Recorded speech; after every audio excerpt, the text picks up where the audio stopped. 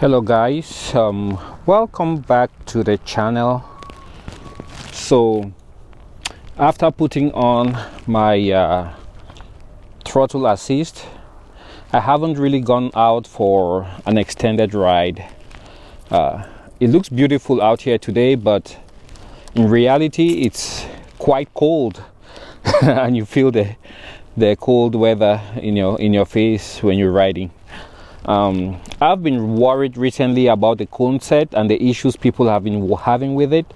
I don't know if it's from water ingress, from packing it outside like I did, or there might be another cause.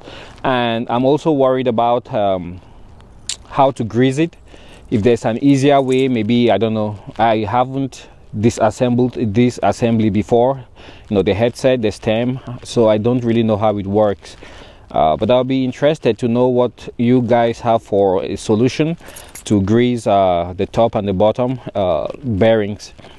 I've read somewhere someone says you can drill there and tap, but that's a structural member. I don't think I'll feel comfortable drilling into my stem. So concerning the vapor issues, I don't know if I still have it, so we'll all see. I'll open this. It's about 35 degrees now, Fahrenheit, just above freezing. See if there's any pressure buildup. None. So that's good. And when closing your tank, I was told not to use the key, but to just press down here.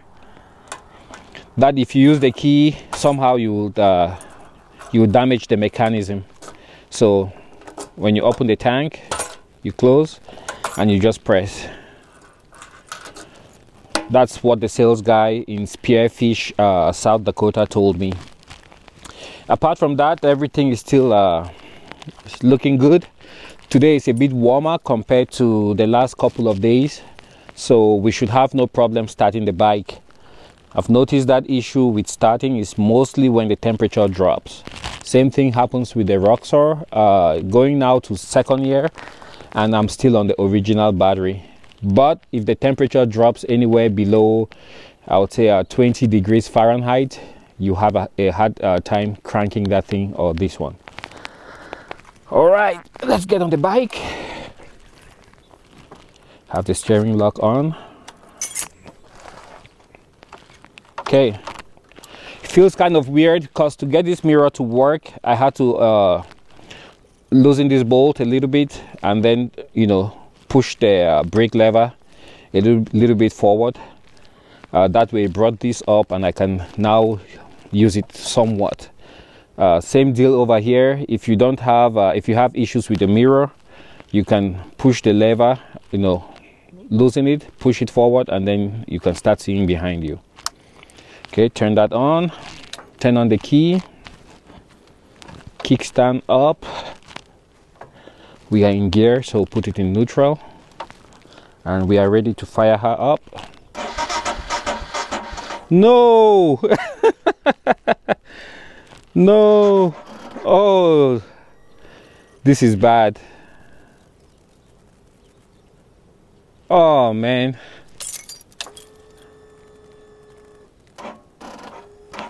Oh yeah, I think I'll just have to cave in. Yeah, I can't do this. I can't do this. I'll just need to get the anti-gravity battery like everybody else. Yeah.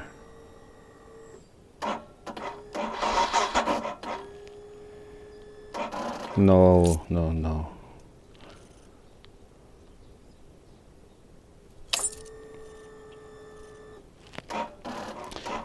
Anyways, I'm just curious how much these bikes are selling for now.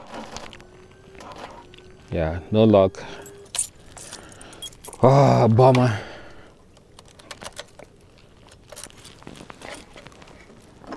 Yeah, I'll have to just pony up the cash and get a better battery.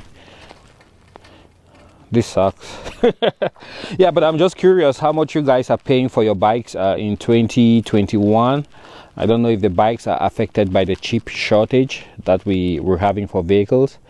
and yeah, I got mine for just about $5,000 out the door.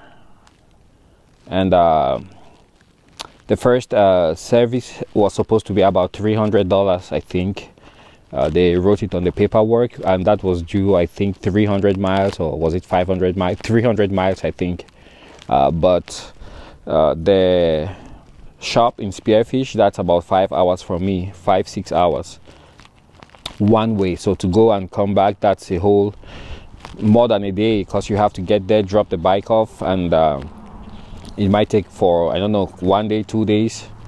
So it wasn't an option for me. All right, guys, at least we tried. I'll put it on the tender, and hopefully tomorrow I should be able to get a ride. Thanks for watching, and see you guys on the next video.